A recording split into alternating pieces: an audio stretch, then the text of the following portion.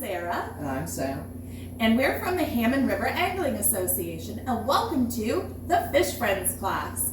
This is our first video in a series, and today we will be looking at tank setup.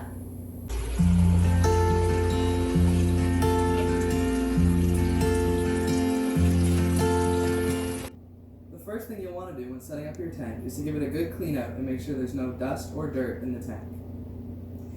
Then you're going to fill it up with clean water until it is about 2 inches from the top of the tank.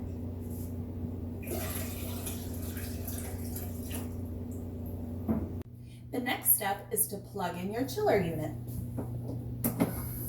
You'll want to make sure that nothing is blocking the exhaust fan.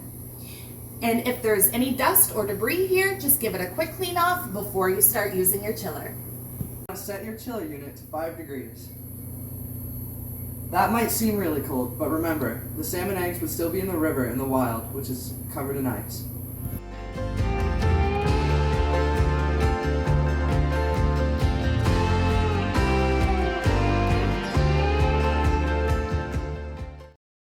This bottom piece sucks in water that goes into the filter unit.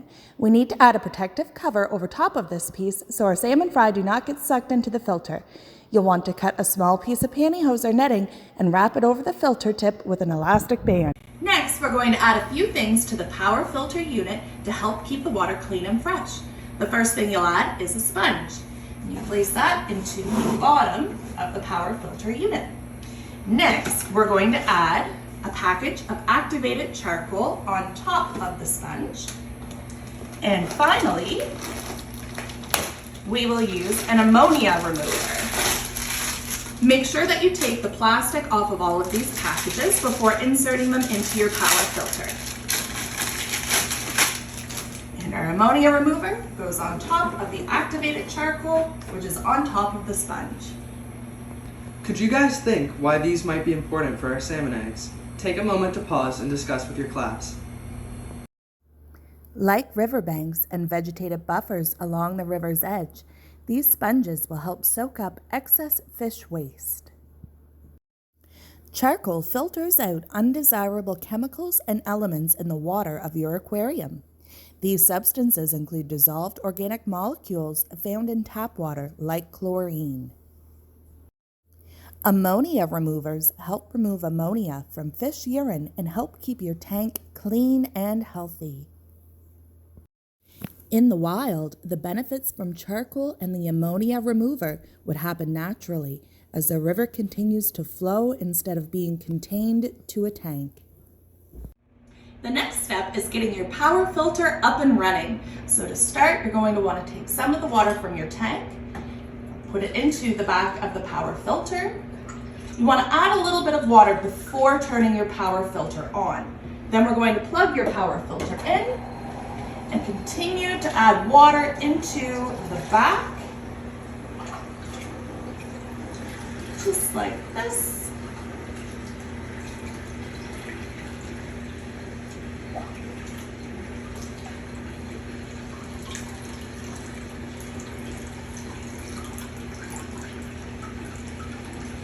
And now your power filter is sucking water from into the tank, cycling it through your sponge, your charcoal, and your ammonia remover before coming back into the tank. And you may need to keep adding a little bit of water until your power filter begins cycling on its own.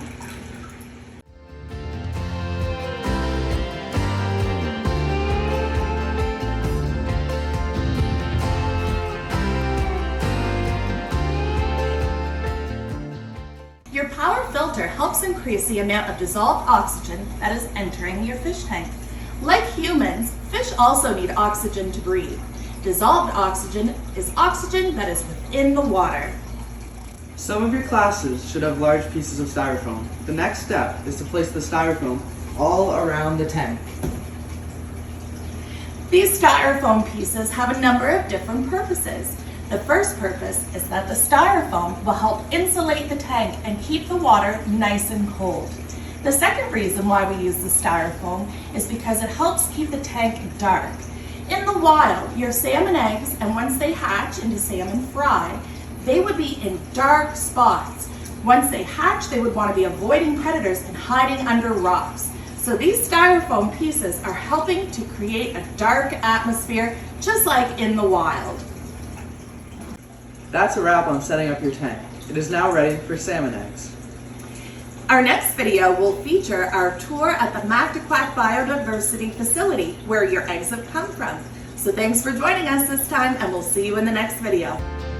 Classroom challenge time. We want you to design a new poster that we can have printed onto the styrofoam that covers your tank.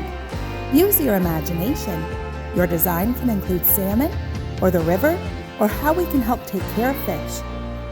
Your design does not have to be as big as the styrofoam. We can scale up your designs to make them fit. When your class has done your design, send us a picture and we'll be using these to come up with new covers for our tanks.